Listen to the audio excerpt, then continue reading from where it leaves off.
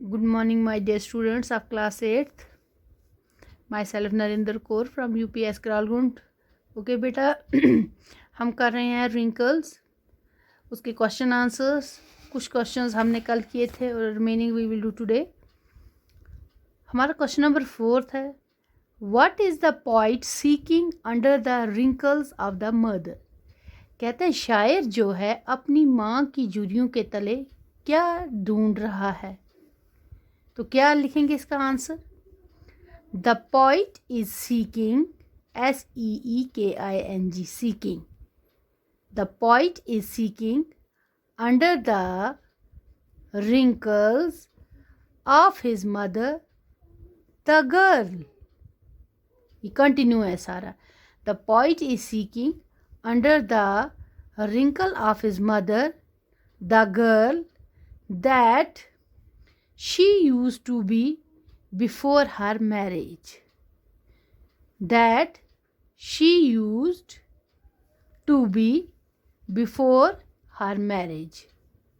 MARRIAGE, यानी शायर अपनी माँ की झुर्रियों के तले उस लड़की को खोज रहा है जो शादी से पहले हुआ करती थी। ठीक है बेटा। Now question number 5, what are the activities the poet's mother used to do when she was a girl? वो कौन सी एक्टिविटीज़ थी, वो कौन से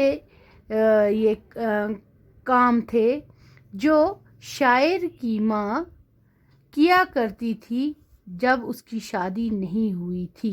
That what are the activities poet's mother used to do when she was a girl, जब वो लड़की थी, अनमैरिड लड़की थी, यानी बिफोर मैरिज। तो क्या किया करती थी? शाबाश बताएं। हाँ बिल्कुल ठीक। अब देखिए आगे।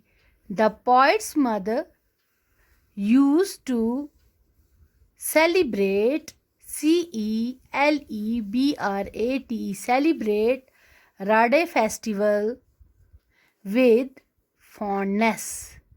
RAADE, Rade festival, FESTIVL, festival with fondness, यानी वो जो नवरात्रा से रिलेटेड नवरात्रा फेस्टिवल, राधे का नवरात्रा फेस्टिवल जो था वो शायर की माँ खुशी खुशी मनाया करती थी। She used full stop, she used to go to the bank of the river Tawi. किसकी दरिया कहाँ पे जाया करती थी? वो दरियाए तवी के किनारे पर जाया करते थी जब वो एक अनमैरिड लड़की थी। टू इमर्स राडे सीडलिंग्स, उन सीड्स को, उन बीज को बहाने के लिए उस दरियाए तवी में वो उसके किनारे पर जाया करती थी अपनी फ्रेंड्स के साथ, ताकि वो वहाँ वो जो सीड्स उन्होंने भिगो के रखे थे वो 9 दिनों के बाद, नवरात्रा फेस्टिवल ख़त्म होने के बाद वो सीड्स जो है वो रिवर में बहाते हैं।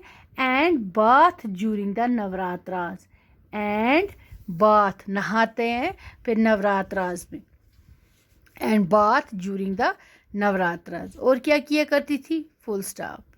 She liked to play hopscotch, क्या खेला करती थी वो? Hop scotch. हॉप स्कॉच बेटा मैं ये देखो यहाँ बनाऊंगी, मैं बना के रखूँ। हॉप स्कॉच है ना वो जो ज़मीन पे बना के पत्थर के टुकड़े के साथ खेला करते हैं, ऐसे हॉप स्कॉच। ठीक है। हॉप स्कॉच और गेम ऑफ पेबल्स, वो 5 वो पत्थर लेके जो अक्सर लड़कियां खेलती हैं। ठीक है। तो ये वही कहता था the poet's mother used to celebrate Rade festival with fondness, full stop. She used to go to the bank of the river Tavi to immerse Radhe seedlings and bathe during the Navratras. Then she liked to play hopscotch and the games of pebbles, and the game of pebbles, वो पत्थरों के साथ, वो कंचों के साथ वो game खेलते हैं। बेटा ये कोई हट के नहीं है, ये हर लड़की इस एज में करती है। अगर आप अपने आप को आज इस एज में रख के देखो तो आप देखो, आपकी जब ईद होती है तो आप कितनी खुशियाँ मनाते हो, कितनी खुशी से ईद मनाते हो, नए कपड़े पहनते हो, घूमने जाते हो, तो अच्छे अच्छे खाने बनाते हो या खेलते हो। इसी तरीके से ये भी शायर की माँ जब लड़की थी तो इतना ही फ़र्क है। तब अपने अपने कल्चर, अपने अपने रिलीजन का, ये हिंदू था इसलिए ये जो है ये राधे फेस्टिवल सेलिब्रेट करती थी। Then question number 3, how does the poem end? Poem कैसे ख़त्म होती है? The poem ends on a hopeful note. The poem ends on a hopeful note. The poet promise his mother to bring her everything. The poet promised his mother to bring her everything. He urged his mother to become the same girl. He urged He urged his mother to become the same girl as she used to be before her marriage. As she used to be before her marriage. Okay बेटा, thank you. इसके साथ हमारे ये question answers जो हैं wrinkles के ख़त्म हो गए। तो कल इसका हम बुक वर्क करेंगे। ओके बेटा, थैंक यू।